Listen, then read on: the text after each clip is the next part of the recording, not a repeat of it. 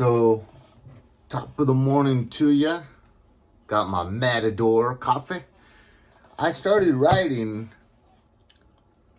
in October of my sophomore year in high school, so I was 16. And, it was just all about, I didn't know the first thing about working on a motorcycle. I didn't have the time to learn. I didn't have garage space. So it was just all about buying the cheapest, and I had to spend my own money. I had a job already as a sophomore in high school. Was just buying the cheapest motorcycle I could find. And I bought a 1976 Honda 554 Super Sport for $500. And then I sold a gold coin I had for the first tune-up. Tune-up was $100. All points checked, full tune-up, $100. So I sold that gold coin for exactly 100 and paid exactly the full price of that coin, value of that coin for the first tune-up. And they told me, I'd only been riding it for maybe 3 or 4 months when I got that first tune-up. But they told me, these tires are shot. These tires, they're like 10 years old. The electrical system is shot. And it used to always blow a fuse, but that had one good point. And that good point was I knew which fuse it would blow. And I would carry extra in my pocket of that exact fuse that would blow. And so I'd be on a date and the fuse would blow out and the motorcycle would go dead. I'd have to pull over and I'd kind of check a few things, act like I had no idea what it was and that I was employing my knowledge, as I'd frustratingly take off my leather and throw it on the ground and ask her to get off, take the seat off, take the side panels off, and then say, oh, it looks like it blew a fuse. A fuse? What's a fuse? Oh, it's this little thing. See, look how it's different in here. It looks like it's been blown out. But I happen to carry these, so I put it back in, fires up, get back on the road, and the chick's kind of impressed. But, so that's kind of a long way to get around to saying that I was mainly just riding inline 4-cylinder Japanese bikes until I got a Triumph Bonneville in 2007. And that was the first year they made the 900 and the last year they had carburation.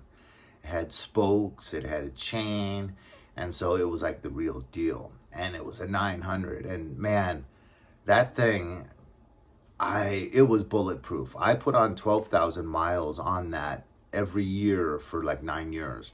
But so, I love now getting back into kind of the old feeling of bikes, the history of bikes with that Triumph. So I wanted to get a cruiser. So I got into a brand new 2000 shaft drive, 1500 Vulcan mean streak. And that was fun to get a little bit more into like the cruiser style. But then, this was in 2000 and that Harley movement was strong. That anniversary was coming up, and 2003 was the anniversary. And I would get a lot of people even driving by in cars yelling out, I'd be like pulled over on the side of the road on my Kawasaki mean streak, and they'd yell things like, get a real motorcycle, get a Harley. And it had this bright, beautiful orange that was called like Desert Sunset, something like that. And so it was a full-on beefy V-twin with that bright orange. So people would check it out right away and immediately realize it was Harley. A Harley wannabe, or a Hardley as they used to call them. And so, and in 2000, I bought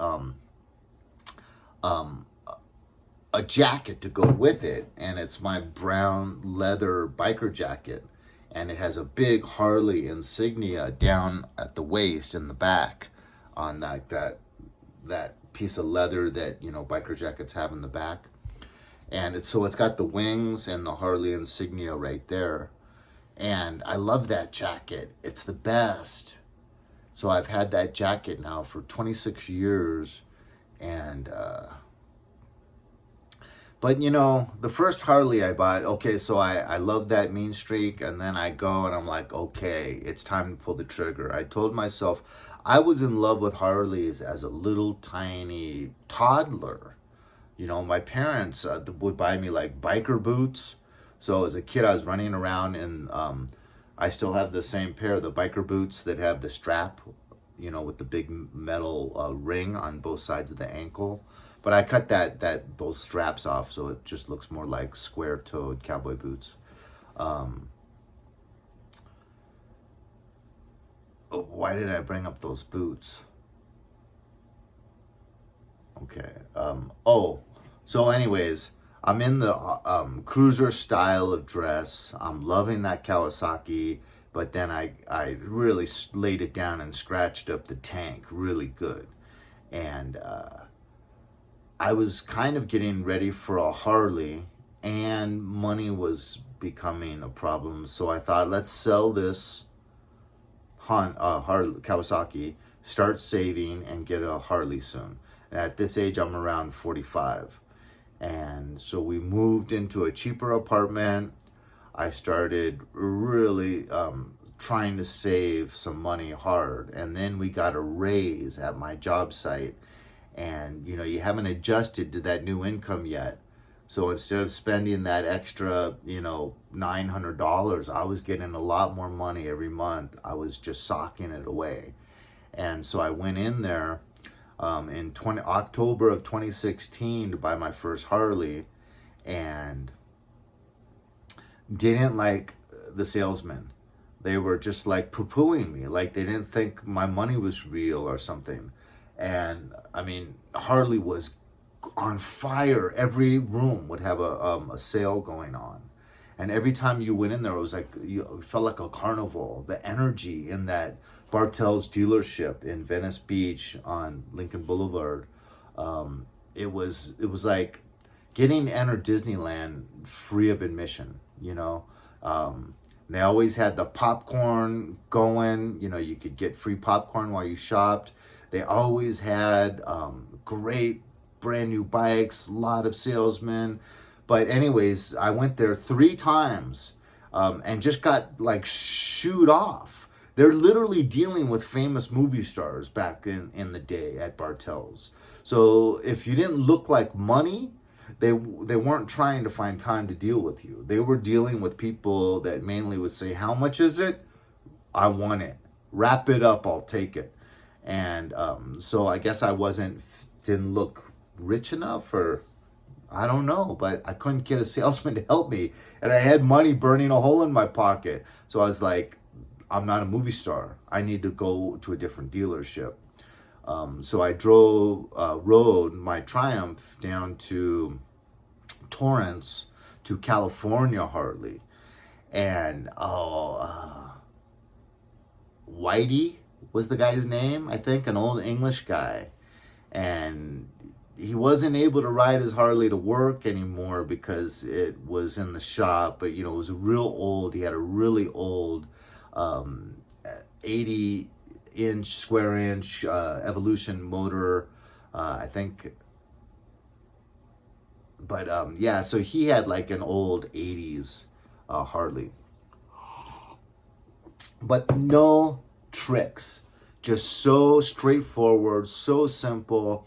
Didn't try to really blow up the fees for, you know, unpackaging. And it was just so simple and straightforward and honest. And I had some rapport with the guy because I lived in England for 6 months. And just got it, you know, 14.8 out the door. I was stoked. And then, you know, going to the dealerships was just fun. Like if you wanted to bring your Harley in for some kind of service, at least the one close to me, Bartell's, would always just say, just bring it in Saturday. You know, we open the doors at 8 a.m. and you line up in order And if you want to get your bike fast, get here by 7:30 or even better yet, 7 a.m. and just kick it with your cup of coffee until we open, and you'll be first served, first in, first out type of deal. And so it was fun. You'd end up meeting the guy parked behind you and the guy parked behind him, and you'd have, half an hour to talk about their bike and your bike, maybe some stories you've had about riding, what influenced you to get into riding. So many of us back in the day were influenced by Arnold Schwarzenegger, Terminator, on that Fat Boy. I think it was first year edition Fat Boy. But anyways, Harley was fun to visit. Just energy, the smell of oil everywhere, all the workers' bikes lined up out in front of the dealership, You never met a salesman that didn't ride, much less didn't ride a Harley. And now it's depressing. If I were to take you down the street where I bought my current 2022 Street Bob, and that was kind of depressing. That's another story, buying the Street Bob. But if I were to take you down there, you see no bikes parked out front. Not a one. So not the owner, not the employees. No one seems to, and then no one's there. And, when I have been there, most of the people I meet are just traveling. And they happen to notice an oil leak. They happen to notice it having trouble starting in the morning, first thing in the morning. And they're having a leak out of a tire. So they just call about an hour away usually and say, I'm having this problem. Can I swing by? Your en route. We're right on a major intercontinental highway, the 40. And so that's how they get most of their business. And then that person usually has a wife or is traveling with a buddy, and they have 2 or 3 hours to kill while the bike's being worked on, and they will buy a shirt or a key ring or something. And so it's like really kind of hard to understand how a dealership that's not on a major thoroughfare is surviving these days, because they've lost their soul.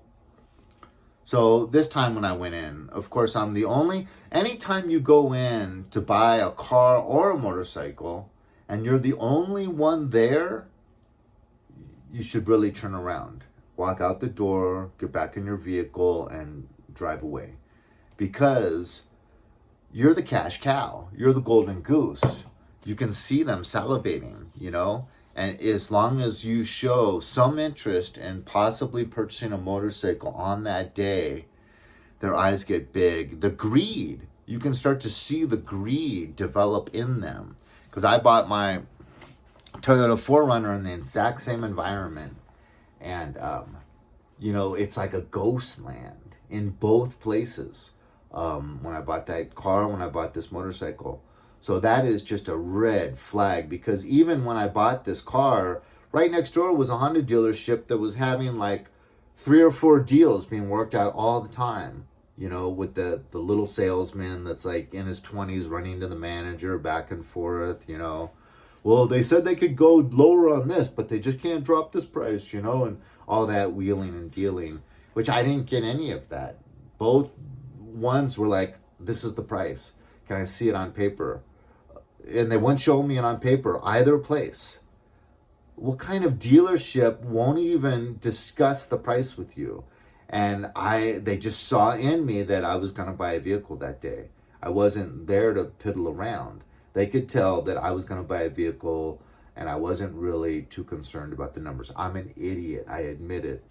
But, I also do believe that I'm a chosen one. One of these people from birth has been anointed and set aside. And us chosen ones, everything's kind of about the afterlife, and we're just not really focused on money, on spending it well, on selling it well, on, we're just kind of really enamored with the good Lord and the afterlife that we're striving for.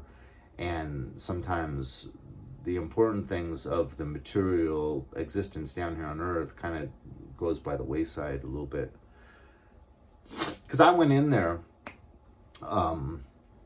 in June of 2023, and I wanted to buy this 2022 that was used and had a first stage with Vance and Hines short shots. And that's what I wanted. I wanted this black and orange Street Bob that was used. It had like 4,000 miles, 5,000 miles. And they basically weren't willing to sell it to me. They're like, no, I can sell you this brand new Harley more for cheaper. I can get you lower monthly payments and And they were having a promotion that if you came in with a credit score of like 78 or higher, or no, 178 or something, you could qualify for 0.35 or 3.5 interest. And I had it. I had the credit, and they lied. And they wouldn't show me the printout.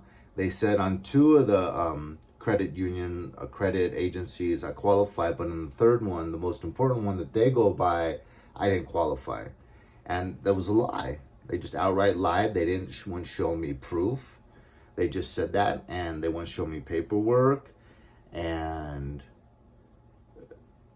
it was just kind of lame. And then even though he veered me away from the used one I wanted, and then I went for the 23 brand new one if he wasn't going to sell me that used one. And then he was like, well, no, because this one's like one of our top sellers right now. I can get you that 2022 in the color you don't want. I can get you a good deal on that.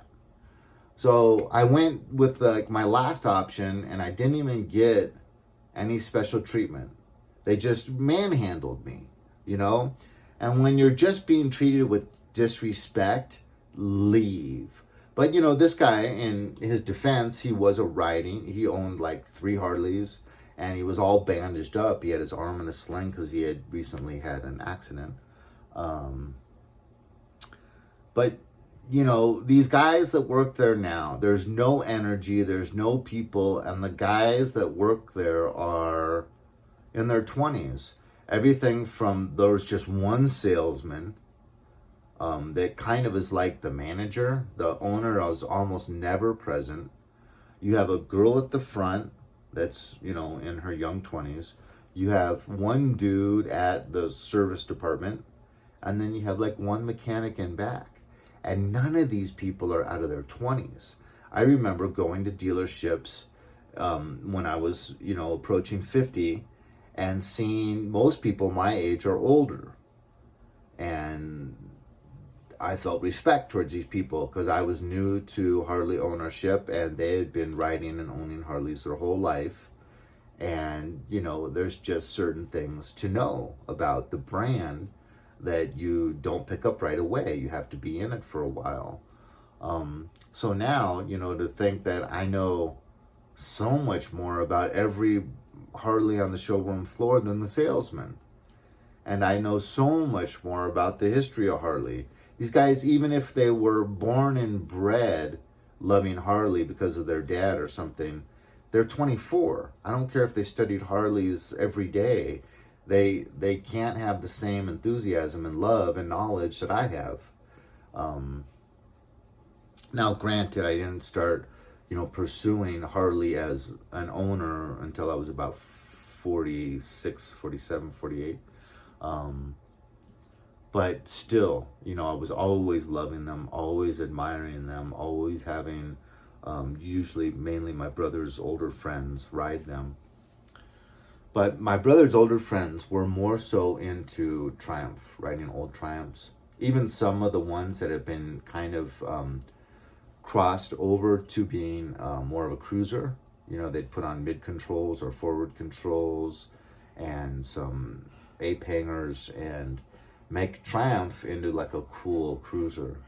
Anyways, it's sad to see. I don't see a turnaround because of the world economy and just the culture of salesmanship and customer has just been depleted and is just kind of shot. How could we ever get back to people servicing their clients with integrity? How could we ever engender that again? It's like, how could we ever engender our youth wanting the main thing to do is to sneak away early and join the Marines? You know, some things are never coming back. That was an epidemic. We had all these young kids, 15, 16, 17, trying to sneak away and join the military, you know, before they were legally allowed to. You know, are we ever going to have that problem again? No. Are we ever going to have Harley dealerships with integrity? No. That's just gone. We're never going to have that anywhere. I mean, I have a brand new 4Runner that I literally paid double the price for, and when I take it in for the 5,000 mile tune-up, they don't even change the air cleaners, even when I ask. I need a new cabin air filter and I need a new engine air filter. Every time I have to drive to the O'Reilly's afterwards and get it. They don't do anything except for change the oil once every 10,000 miles. And I take it in every 5,000. So what are they doing on the 5,000 when they're not changing the oil? I don't think they do anything. They won't even change my air filters? Why not? I've asked them to check so many things that they just don't write down on the bill when I enter. And it's just not even, if I even bring it up, it's just like, oh, sorry, I'll have to get that next time. We were crunched for time, you know. Just, anyways, now I'm just venting and going on and on and on. But, you know, because these cars are so, you know, we used to have to get the timing set every 3,000 miles. You know, you needed so much maintenance. Now these cars are like self-tuning, self-adjusting, and literally, like, I took my Honda Civic, when I had my Honda Civic for this 4Runner, to a Jiffy Lube, and they were like, did you hear? They took a brand new Honda and started it and let it drive continuously without oil, and it got up to 60,000 miles without the engine burning out before it finally caved in. And it's like, why are you telling me that here when I'm paying a lot of money for synthetic oil? You know, and it's because they don't often change the oil. They have a rule where you have to stay in the car and they just make noises, and they actually check the oil when you get home. It's oftentimes dirty brown. That's where we are in this world. They don't think the cars need to be serviced. And yet you have a service manual that says if you want to maintain the value of your car, bring it in every 5,000. And yet they don't think you should be, there's no need to bring them in.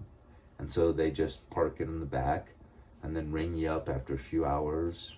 That's the world we're living in. Anyways, so, you know, because I really wonder if changing that oil once every 10,000 miles is sufficient. And now twice I've asked them to change the four-wheel drive oil, and they just don't do it. I mean, that's like $235 right there they get off the top. Just not doing it. And I ask them to do it over and over. They don't do it. It's like they asked me to buy the car for about a year straight if they could buy it off me. And I just kept saying no. And I just, you know, once again, I'm not really into material possessions except the utility of them. So it always comes in kind of dirty and filthy, and I'm not willing to sell it to them. So they seem to have lost interest in caring for it. It's weird. But anyways, that's the world we live in. Hopefully things can turn around and they prove me wrong, and we can get integrity back in the workforce, and we can get businesses wanting to develop rapport so that they can spread good word of mouth the old-fashioned way. The internet, sadly to say, has replaced the word of mouth. Leave a hit on like, leave a comment. I'll talk to you later.